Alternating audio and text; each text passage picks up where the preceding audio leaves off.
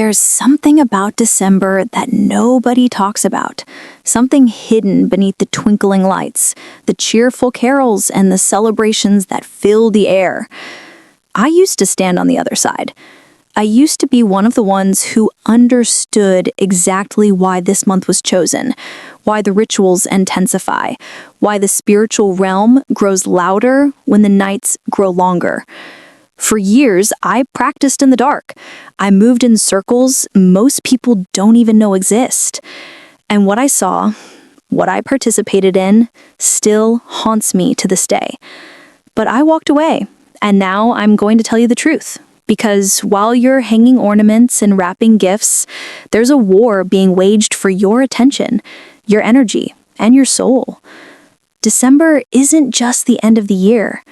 For many in the spiritual underworld, it's the most powerful month on the calendar, and you were never supposed to know why. I know what you might be thinking. This sounds extreme. It sounds like fear-mongering. But I'm not here to scare you. I'm here to wake you up, because I lived it. I breathed it.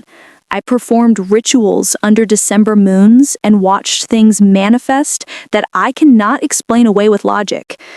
And when I finally broke free, when the scales fell from my eyes, I realized that millions of people walk through this month completely unaware of what's happening around them.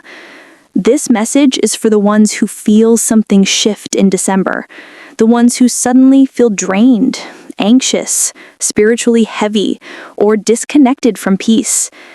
It's for the mothers who notice their homes feel darker, the fathers who wrestle with anger they can't explain, the young people who feel pulled toward despair when everyone else seems joyful. You're not crazy. You're not broken. You're sensing something real. And today, I'm gonna pull back the curtain. Let me take you back to who I used to be.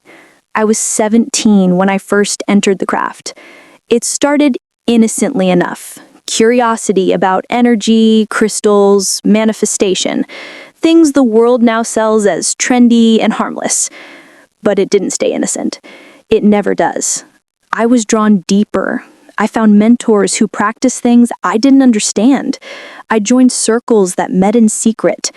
And slowly, I became someone I didn't recognize. December was always our busiest month, and not for the reasons you'd expect. You see, the winter solstice, the longest night of the year, holds immense spiritual significance in the occult world. It's considered a portal, a time when the veil between realms is thin, a time when rituals are most potent, when spells carry the most weight, and when dark forces are most actively summoned and deployed.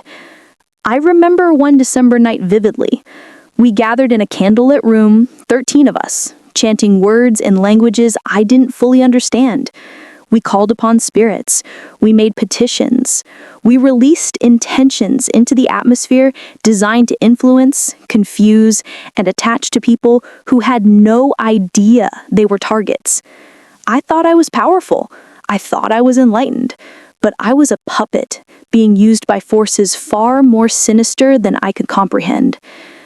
And here's what breaks my heart. Those rituals weren't random. They were strategic. They targeted families, marriages, minds. They were released during a season when people are already emotionally vulnerable, financially stressed, and spiritually distracted. The chaos you see in December, the breakups, the depression spikes, the suicides, the family wars, not all of it is coincidence.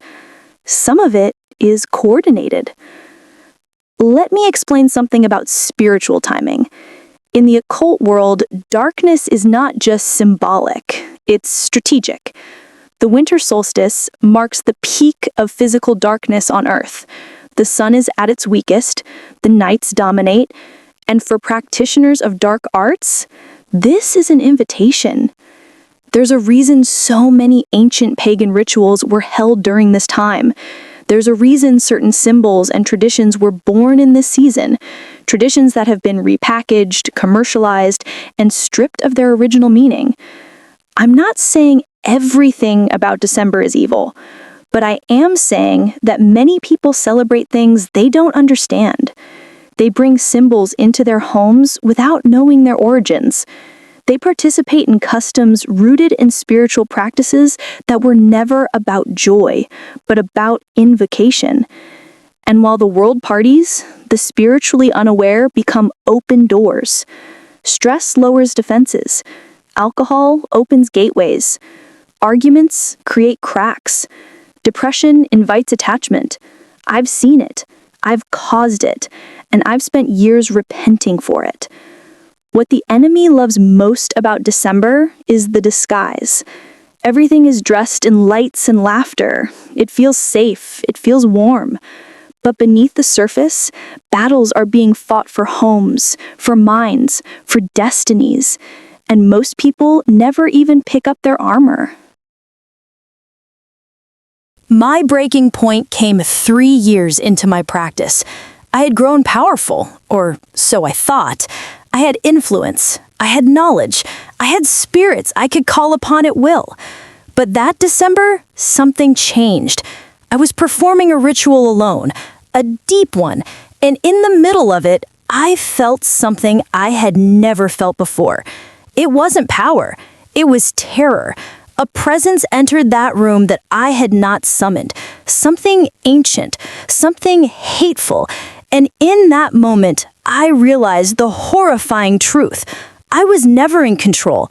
I was never the master. I was the slave. The forces I thought I commanded had been commanding me all along. I was their vessel, their tool, and they were ready to discard me. I ran. I literally fled from that room, shaking, crying, unable to breathe. And for the first time in years, I did something I mocked others for doing. I cried out to God. Not a universe, not an energy, not a spirit guide. I called on Jesus. And in that moment, something broke. The chains I didn't even know I was wearing shattered. The voices that had whispered to me for years went silent. And I felt, for the first time, what real light felt like. I'm not here to tell you to cancel Christmas. I'm not here to make you afraid of December. I'm here to tell you to be aware, to be watchful, to be covered. This month, while the world rushes to parties and sales and superficial joy, I want you to slow down, protect your home, guard your peace, pray over your family. Be mindful of what you consume, what you invite in, and what you agree with in your spirit, because the enemy doesn't take holidays.